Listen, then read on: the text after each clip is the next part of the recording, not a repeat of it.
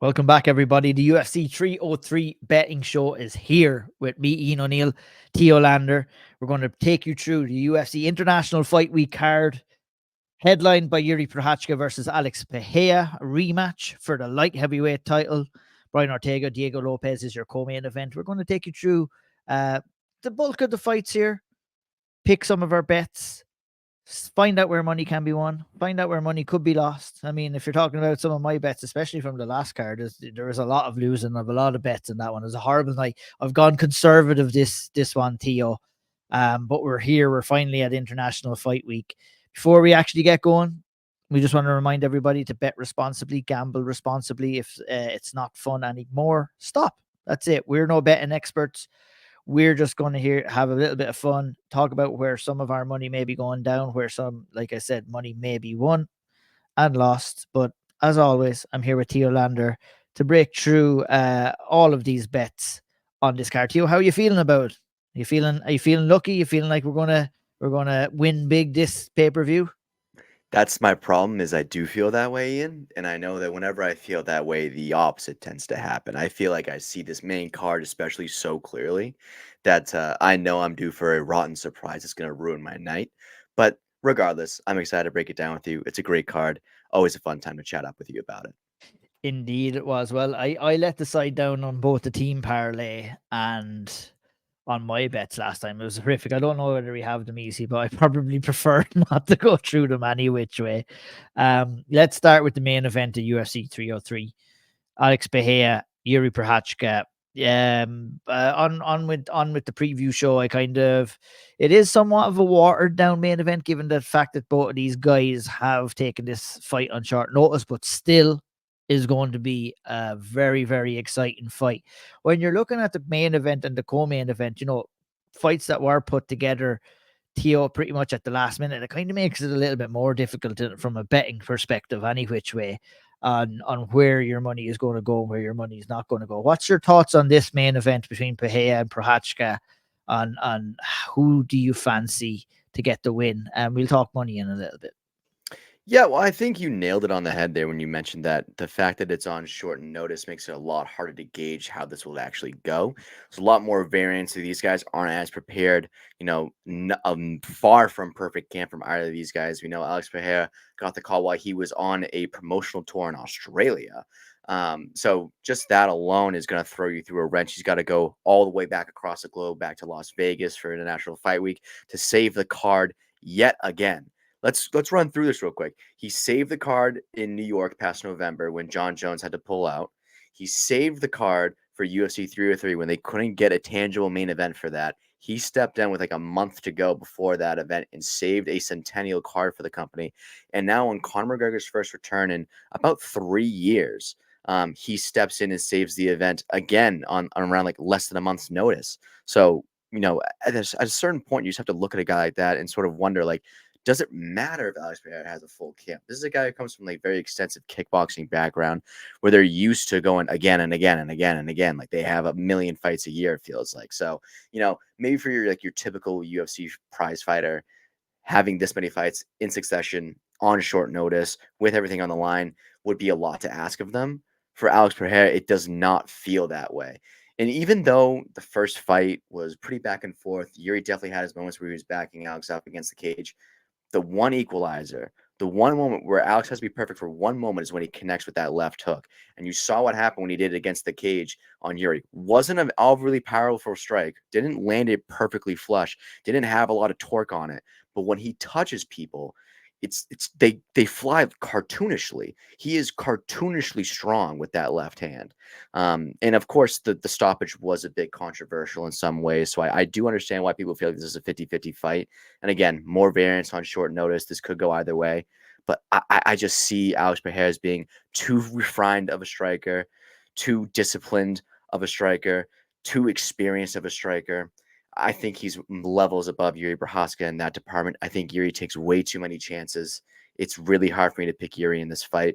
Although, again, short notice, anything can happen. I think Yuri's approach to this fight is going to depend on how easy or how hard a night it's going to be for Pereira. Because I said flat out on the preview show, and I'll say it here again: if you're Yuri Prochazka here, you got to be putting Alex Bahia on your back. You got to be shooting for your life in this fight. And it's simple as that. You can, have all the honor and all the confidence in your ability, but like you said, Alex Bahia has the touch of death. If he touches you, you're in big, big trouble. So Yuri needs to be able to avoid that. Looking back at the first fight, I was actually talking with Shawnee just a little bit earlier on today about it, and I never mentioned it in the preview, but I did mention, the key to a lot of Alex Bahia's success was obviously that calf kick, and is that calf kick that he uses. And you saw instantly in that first fight, he used that calf kick. Almost took Yuri, if not taken Yuri off of his feet and his balance. What that did to Yuri Prochazka was create a sense of urgency, and to create the sense of urgency was both beneficial and detrimental at the same time, because obviously he pushed the pace, he landed some shots, but maybe he was rushing in too much to try and take the takedown, and forcing it a little bit, ended up eating those elbows, which led to the finish as well. Now, this time, if Yuri decides to grapple more, I think it would be a wise decision. I think this is going to be a very interesting fight. But if he stands in front of Alex Bahia, I think it's only going to be a matter of time before Bahia does clip him, catch him, and finish him as well. So I'm very intrigued to see what the approach of Yuri Prochazka is coming in here. And, to kind of piggyback off what you said, and, will the short notice come and bite Alex Bahia in the ass? Well, we don't really know that, or we won't know that until after Saturday night. Like, it definitely adds a different kind of, intangible to this fight. I think Yuri will probably be coming in the more better prepared than Alex. So I'm very curious. And I mean, that's speculation, but I'm just going based off the fact that Yuri was at home, Yuri was training, and Alex was doing a little bit of a tour. He's coming back off a toe injury as well. But it's a very, very intriguing main event. I'm really, really looking forward to it. Like, I mean, one thing we do know, Theo, is whenever Alex Bahia and Yuri Prochazka enter into that octagon, we're going to see some entertainment one way or another. Yeah, absolutely. I don't think Yuri is the type of guy who's gonna come in here and have like an extremely heavy wrestling game plan. I think he's gonna have to mix it up. Absolutely, like you said it yourself, get Alex Bahia on his back early and often. That's definitely important. But I do think that Yuri is just that type of guy where he is wired differently. He lives by the samurai code, so he's told us many a times. Like I think he wants to make right on that first fight. And in his opinion, he was doing well enough in the striking that he could have won that fight on the feet if it had gone the full distance, or if he had just caught him later on. I don't think Yuri believes that he has to wrestle Alex. And I think that may be his downfall. That the fact that he wants to put on a show for the fans sometimes, the fact that he wants to abide by the code, and be this reckless fighter that gets people talking and goes down the history books. I think that goes against your detriment sometimes. I think that works against you. I think, Michael Chandler has a lot of those same problems as well. Justin Gaethje as well has a lot of those problems. I think Yuri Prochazka can get away with that to a certain degree. When you're facing these guys, especially in light heavyweight, when it's not that deep of a division, but when you're facing a guy like Alex Bahia, who is a seasoned veteran of the kickboxing game, who has gone toe to toe with guys like Israel Adesanya, who made quick work of Jamal Hill. All of these guys made Sean Strickland look like he didn't belong in there with him. He goes on to win the title the following year. Like this is not a regular straight up stand up kickboxer that you're dealing with. This is one of the best strikers who's ever done it in combat sports, and he's coming in here to try to win another. He's trying to defend his title yet again in this division to try to get a second victory over Yuri Prochazka, the guy that everyone viewed as the guy at 205 when there was that sort of in between phase with the belt. I don't think Yuri Prochazka, it would be wise to stand too long with Alex Bahia. Unfortunately for him, I think that's what he's going to do. Yeah, that's what I think is going to do, and it's a perfect segue to where my money is going on this main event, and that's Alex Bahia to win by knockout. At plus 100 is when I sent it over to you. It's gone up to plus 105. It's moving in the right direction. If you want to make a few extra quid on it, look, it's as simple as this. It's a simple breakdown for me. If Alex Bahia wins this fight, it's going to be by knockout. And that's the only way he kind of knows how to win fights. Like you said, excellent striker. One of the best stories in mixed martial arts right now, and a future MMA Hall of Famer, UFC Hall of Famer too, without a doubt, with the road and the journey that he's been on. I think that story continues on Saturday night, but there's a big red flag there with this being taken. You can chance it only so often in mixed martial arts, and if he's after biting off a little bit more than he can chew this time, obviously look at he'll have an instant rematch there in the back book. But I think he'll be able to keep this standing. I think he will catch Yuri Prochazka, and I think he will get the win by knockout. And that's where my money is going, Theo. Where's your money going on this one? I'm also on the side of Alex Bahia based on everything that we've just talked about over the last 10 minutes.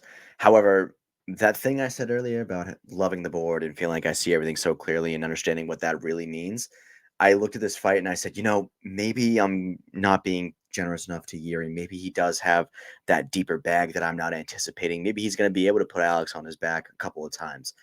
Even if he's able to do that, I think Alex is going to do enough damage to either still knock him out later in the fight or win on the cards. Like I could totally see a scenario where Alex beats up his legs, beats up the body, rattles him a couple times, but Yuri's just tough enough to stay in there, grapples him enough to get enough times to break and rest and recover, and then be able to take more damage later in the fight. And then Alex wins on the cards that way. But either way, even with giving that leniency to Yuri, I couldn't give him this fight. I had to go with Alex Bahia by just to win outright money line. It's hovering right around -140. I saw it as good as -130 this morning. So that's one that's going to be on the move as well as we get closer to Saturday night. So stay on the lookout for that. Looking at Bet365 here, Alex Pay is out at 150 on that website right now. Yuri Prochazka plus 125. You can get a special on Bet365. Alex Pay to win via first round knockout. Oh no, just to win in the first round is plus 450. When we're looking at methods of victory here, Alex Pay plus 2,500 to win by submission. I think that's probably a solid one. Yuri Prochazka plus 1,000 to win by his submission. That's a good flyer bet. If you fancy Yuri by knockout, it's going to be plus 210. If you fancy either one of these guys to win by decision, Alex Bahia plus 600, Yuri Prochazka plus 800, as well as the breakdown on the betting of that fight. Let's move to the co-main event. Brian Ortega, Diego Lopez. Lopez being flying up the rankings, gets a huge opportunity here against Brian Ortega. Yet again, we're dealt with the conundrum of this fight being, at relatively short notice. We don't know how prepared these guys are. I know I'm basing my opinion on this fight on some speculation on how I might think these guys are condition-wise heading into this fight. I'm very curious to see how it goes down. I'm very curious to hear how you feel it goes down, Theo. What's interesting is I was listening to an interview that Brian Ortega had done this week with the guys over at Spinning Backfist over at Barstool, and Brian had mentioned something about how he was preparing for a fight in September at the Sphere with a ranked lightweight that he wasn't going to mention. He was told to keep it under wraps, but he was preparing. Now, obviously, September is well in advance of now, but at least he had that going. Now, that's important when you're going up against a guy like Diego Lopez, who, from all that we've heard, is a consummate professional. The guy doesn't get out of the gym. He doesn't get out of shape. He's not one of these guys that blows up in between camps and all that stuff. He's a guy who is actively on the current Ultimate Fighter season, on Team Grasso. Tune in to see the recaps with myself and Theo on that as well. Shameless plug there as well. But, to piggyback off what you're saying too, like I think, I would give Diego Lopez that slight advantage due to where he is at. Now, that's something I also heard Brian Ortega say as well, that he had taken that fight, or he had accepted a fight for lightweight at the Sphere.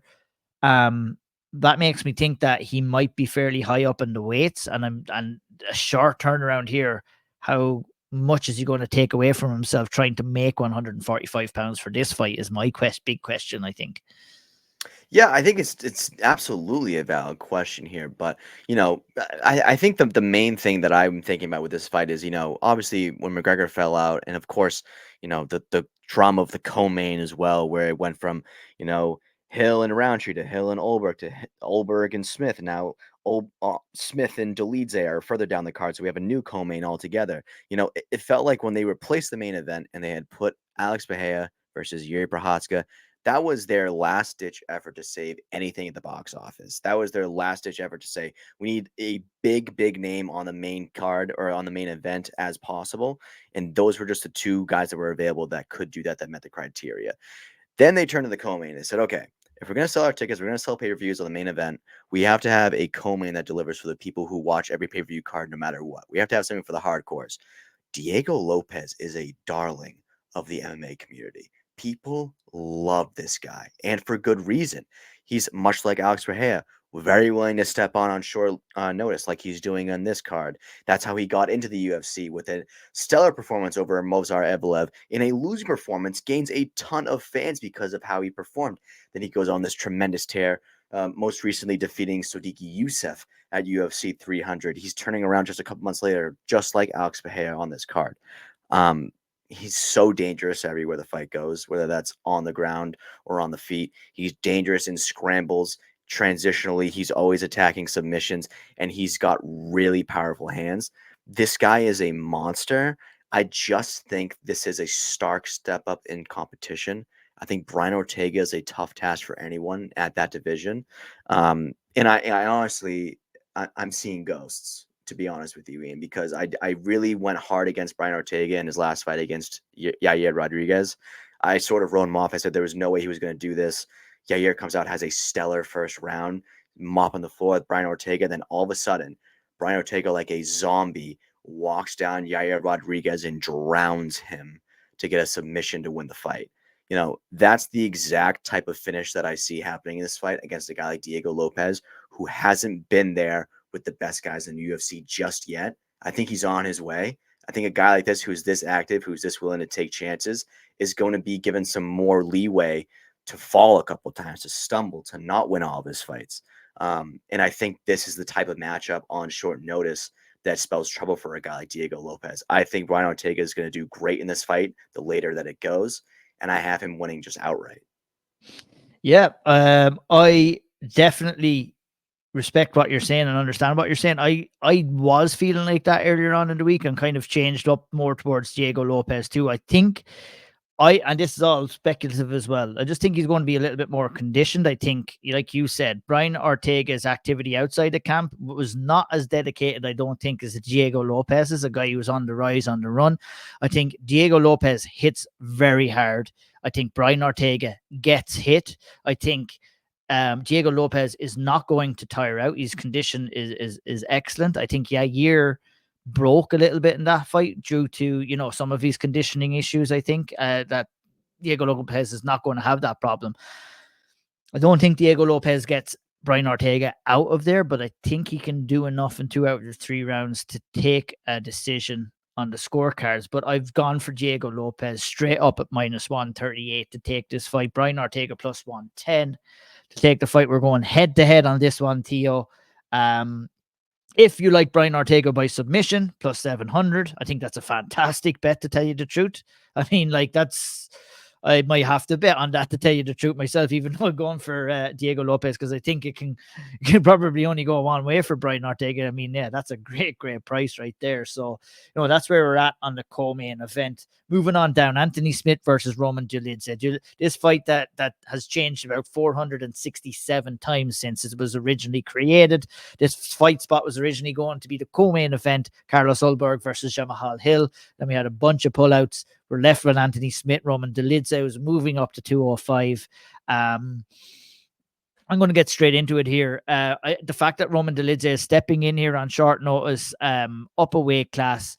I think Anthony Smith is on a rich vein of form right now. I think his price here is a good price. I think I got him at +125, maybe even more than that. But yeah, he's situated here at +125 to take this straight up. And I think that's a pretty damn good price for Anthony Smith, who will be the bigger, I would expect, to be a little bit stronger than Dolidze and be able to hold him off. I think Dolidze is going to try and take this fight down. I think Smith will be able to keep this fight standing if he wants to, and will be able to land some big shots en route to maybe a knockout, maybe a decision as well. But that's where I'm kind of laying on this fight. Where are you laying? Do you have any money on this, or how do you think it's going to go down?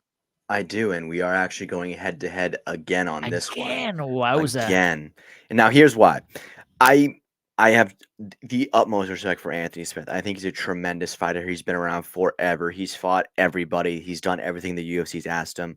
I think he gets a lot of flack for saying things that most fighters say, about how he believes he could beat X, Y, and Z guy and how he believes in himself. You and I both know, like, to be a fighter, to be a fighter at the top level, you have to be a little bit off. You have to believe in yourself maybe a little bit too much. So I think Anthony Smith gets a lot of flack for that kind of thing where maybe he shouldn't. Regardless, a lot of people are going to be fading Anthony Smith just because of that. I am doing the same thing, but it's not because of those reasons. I think Anthony Smith is just a little bit undersized for light heavyweight as it is. So I don't think that Roman Dolidze moving up from 185 is as big of an issue as it would typically be against maybe someone else in that division. Um, he is going to try to grapple Anthony Smith. That's no secret. I think he's comfortable to stand with him, but I think a lot of this is going to be grinding out against the cage, being patient, and then all of a sudden changing levels to try to get him to the ground. Um, I've seen a trend as well with a lot of heavy grapple fighters where if they are going up a weight class, they all of a sudden don't have this burden of the weight cut. They feel stronger. They have better endurance. Of course, Dolidze is coming on short notice, so that might not be the case here. But regardless, I believe he's actually going to have a strength advantage over Anthony Smith. I think he's going to be able to grapple even more effectively than he would at 185. And I think, honestly, after this fight, he's going to look around and say, maybe I should stay up at light heavyweight. Maybe this is the best weight class for me. Maybe this was my best version of myself. And imagine him on a full camp where he can actually build into that weight class. So I love Roman Dolidze here. I think you're getting a great price for him. It's around even money. They're sort of at pick 'em right now. The last I saw it, they was -110 either way. That is going to change a lot come fight week because there's going to be a lot of money going against Anthony Smith if I had to predict based on how the community feels about him. But I felt compelled to go Roman Dolidze here. Yeah, that very valid. Like, I mean, this is a close fight. I'm still edging on Anthony Smith. I think, he's on a good vein of form. Confidence is high. I think he needs a good early start. Looking at methods of victory here, Anthony Smith by decision plus 375, Roman Dolidze plus 225 by KO, TKO, or DQ, plus 400 for Anthony Smith, plus 275 for Dolidze, plus 900 Dolidze by the submission. I mean, that's not that's crazy odds as well, I think, to be honest. Plus 750 for Anthony Smith by submission. I mean, Anthony Smith, no slouch on the ground too, it has to be said. So I think that one way or another, this one is likely to go to a decision. It'll be interesting to see what happens in that. Onto the women's 135-pound division, Mauro Bueno Silva versus Macy Chiasson. -110. This is a pick 'em fight. This is going to be a very, very interesting fight to see how Mauro Bueno Silva deals with it. I think my biggest question in this is, does Mauro Bueno Silva have it in her to finish Macy Chiasson, or will it go to the decision? And I think that Mauro Bueno Silva is a very well-rounded fighter, as is Macy Chiasson, but I think Mauro Bueno Silva is at a higher level, has fought against higher level opposition, more explosive, more athletic than Macy Chiasson. And I'm not confident that she can go out there and get the finish, simply because I think Macy Chiasson is very, very tough. And for that reason, I have picked Mauro Bueno Silva to win by decision at plus 260. What's your thoughts on the fight, and where's your money at, Theo? Yeah, I think what you said is correct. I think Chiasson is a very durable fighter. I think she would be very difficult to finish for Mauro Bueno Silva here. But, regardless, if you think about what this card was supposed to be at the beginning, right, when it was McGregor still on the marquee and they had Jamal Hill and all these other fights, Mauro Bueno Silva was still in this position where everyone was like, why is this fight here? This fight feels so out of place for the main card. The reason for that is very clearly they've put Mauro Bueno Silva in a lot of unique positions. Main event against Holly Holm. They also put her on several pay-per-view main cards pretty consistently. They wanted her on the main card of the McGregor card for a reason. They wanted to build her star power, and they're giving her someone in Chiasson where she can do that. In boxing, you would call this a marquee fight, like a showcase fight, if you will, where they just sort of hand you a can. That's not what this is. This is a pick 'em fight for a reason. Chiasson is very tough. She's also well-rounded, but I just do think that what you said is true. Bueno Silva's had tougher competition. She's faced better fighters in her division. She's also got more finishing ability than Chiasson.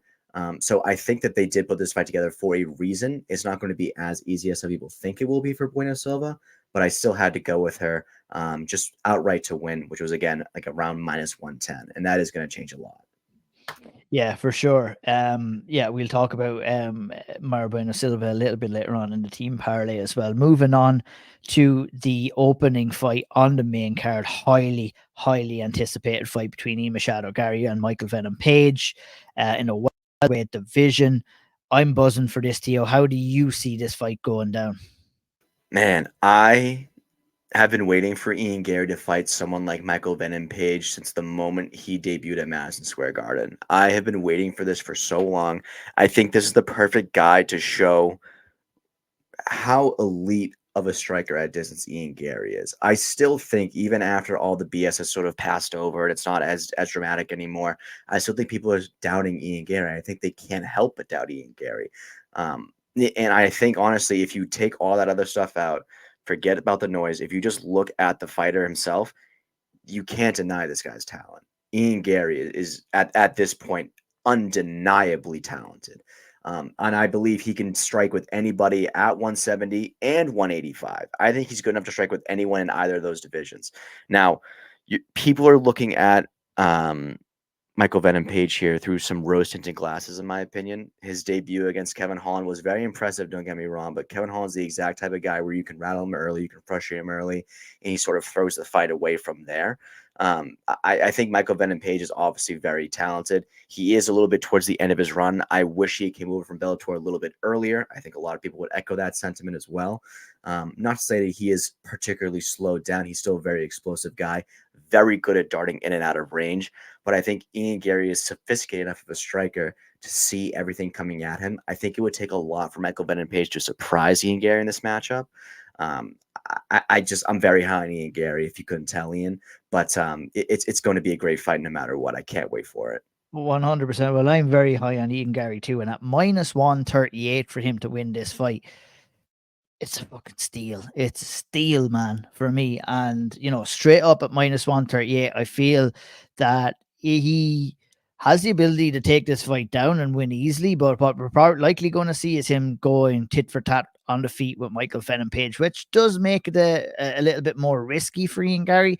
But still, I feel he's going to eat up the legs of Michael Venom Page. He's going to calf kick, take away the base, take away the springiness, take away the explosiveness of Michael Venom Page. And I think when that gets taken away from MVP, he's going to be in a world of trouble. We'll see him likely, Ian Gary likely going to the body, going to the head after that. But I expect a very calf kick heavy game plan for Ian Gary. I think that would be the smartest way to get the victory on the feet for him. Obviously, if he takes it down and goes for the submission, it's another very smart way of doing it for Ian Gary. But like I said, I think this is going to be a striking battle, one that I'm very, very excited for. Minus 138 for me for Ian Gary. Where's your money lay?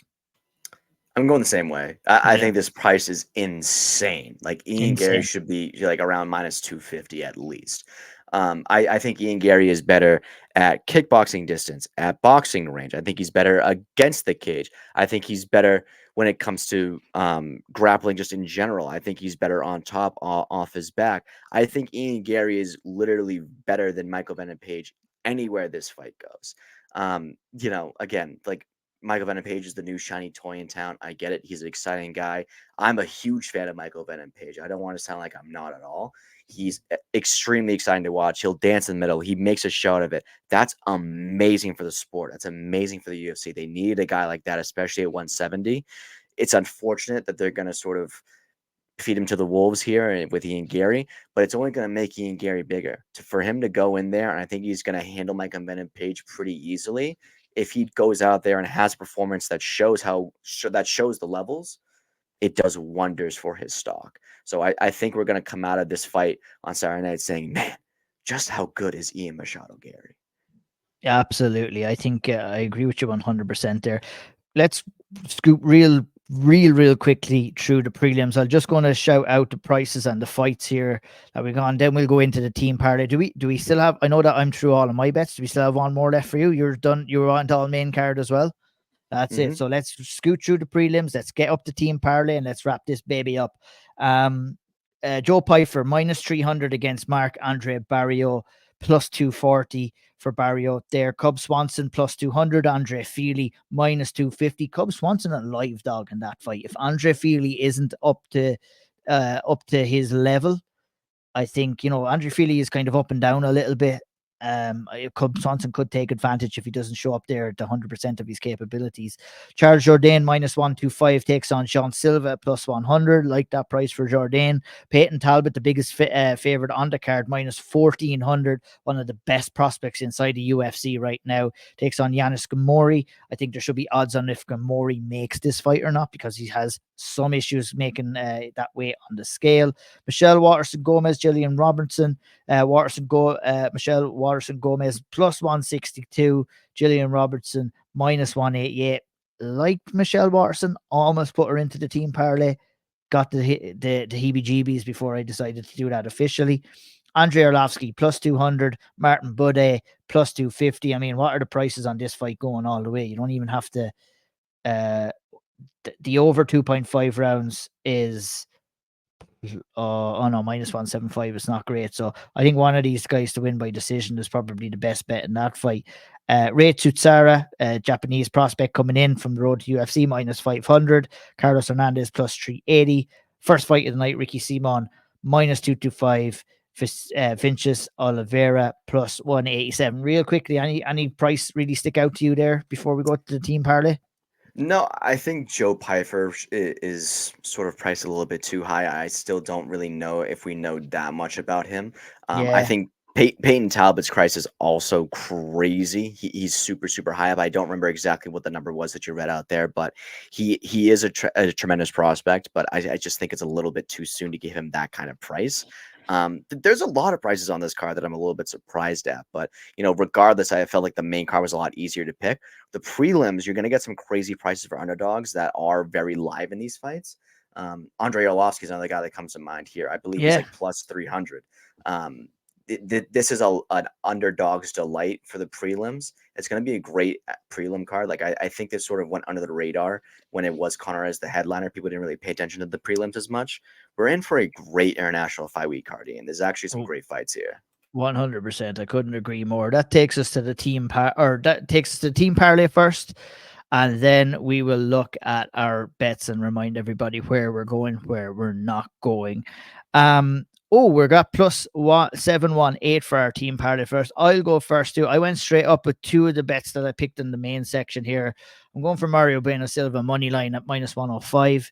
Ima Shadow Gary money line at -140. I've already given that explanation on why I am picking those two fighters. I think two of them have fantastic chances of winning and are at fantastic prices for the parlay here as well. Theo, what's on your plate for the team parlay? Well, you never want to be the guy who ruins the team parlay, Ian. I know you know what that feeling is like. I've been there as well. So I We've think both that been there. we've both been there. It happens to the best of us. Yeah. So I think we went with a great strategy here. We kept it simple. So that's why I went on the top of the bill. The only plus leg on the card, which I'm still surprised that this is plus money, is Pereira by KO, TKO, or a DQ. I think that's key to have that third option in there, still a plus money. And then here's an interesting one. The second fight of the night is Rei Taisura. I believe that's how you pronounce his name. An undefeated Japanese prospect, came through the road to UFC. This guy is a monster, Ian O'Neill. I don't know if you've seen this guy fight yet, but he is a marauder. He is a suffocating boa constrictor on the ground. He's got nasty chokes from everywhere. He's got heavy hands for ground and pound. He is a finishing machine. Honestly, I don't think you're going to get him at a price around -450 for a while after this fight. I think he's going to go in there against Hernandez and put absolute work in. And it's also going to be a great way to start the night because you're going to get in early on this guy. You're going to tell everyone that you heard about him here first, and then he's going to start off the parlay great for you. We're going to go on to win the rest of the money for the rest of the night. It's going to be a fantastic way to kick off the card, Ian. Absolutely. Couldn't have said it any better myself. You also have Machado Gary there on the money line too to round off the team parlay first. +718. We always come up with some good parlay odds for that. We're being conservative this time around. I took a chance on the plus money last time. Theo has done it before too. Look, we've been there. We've been hurt. +718. Pahea by knockout. Bueno Silva money line. Machado good money line, and Tatsura for the money line win as well. Bring up your bets and take us through your bets before we wrap it up here, Theo. Yeah, again, like we've waxed poetic about Pereira this almost entire show. I don't think we have to go any more deeper. I think he's the better fighter. I think he's got better experience. All the intangibles are also there for him as well in this fight. I think it's his night and to take away here. Ortega, again, I'm going with the guy with more experience, the guy that I know can weather the storm, the guy that I know will be there towards the end of the fight. I think he's going to be able to sort of will down um, his opponent here, Lopez. But regardless, I think that's a toss-up fight, so I don't feel great about that pick. But I do feel compelled to go with Brian Ortega, given how hard I went against him the previous time. Roman Dolidze, a guy I think is going to benefit greatly from going up to light heavyweight. I think he's going to be able to wear on Anthony Smith. A lot of this fight, I would wager, is going to be against the fence, and I don't think it's going to be a particularly exciting fight. But if you want to feel smart, side with me with Dolidze. Bueno Silva as well here, a fighter who is well-rounded, just like Chason, but I think just has more tools in the bag. A pick-em fight for most. For us, we're going Bueno Silva pretty heavily. And of course, the main man that we're all here to see. This guy should be the co-main event, if we're being honest. This is a much better fight than Ortega versus Lopez. Ian Machado Gary, I think, is going to show extreme levels against Michael Venom Page. Even his biggest haters after this fight will say, damn, that Ian Machado Gary is one talented motherfucker. And I cannot wait to see how this one plays out. Indeed, either can I. I'll just take up my bets now. Pereira by knockout. Look at where could be a lot of riding on this, Theo. I have him as my bet. We have him as the team parlay plus 100 for the KO. Lopez money line. I think he goes out there and out cardios Brian Ortega. I think it's going to be a close fight either which way. I think Lopez will just do enough to get the nod. I think Brian Ortega, has eyes on 155. Is he fully committed to this fight? Did he take it for an extra few quid? Let's see. We'll find out. I'm going for Lopez on this one, the new rising star of the featherweight division. Anthony Smith. I doubted him. I'm not doubting him this time against Roman Dolidze. I think he's going to go out there, get it done. Money line plus 110. Good price there. Mara Bueno Silva. I think she puts it on Macy Chasson. I think it'll be close early. I think she's slowly wear her down. I think Chasson is too gritty, too durable for Mara Bueno Silva to get her out of there. So I think she'll get the decision at plus 260. And obviously, Ian Machado Gary, money line minus 140. It is the bet of the night. Bet all you can on Ian Machado Gary. I'm uber confident he's going to get the win. Responsibly. Don't come back. Yeah, don't come back to me then when you bet your mortgage on it and he doesn't win. I tell you, it's funny. I tell you, bet responsibly at the start, and at the end, I'm like, put all your money on Ian Gary. But that is it. That has been the UFC 303 betting show for Theo Lander. My name is Ian O'Neill. It's been great fun again. Do gamble responsibly. Don't put all your money on Ian Gary or anybody else. That being said, what we want you to do is enjoy the fights, have a couple of fun bets, and we'll see you the next time.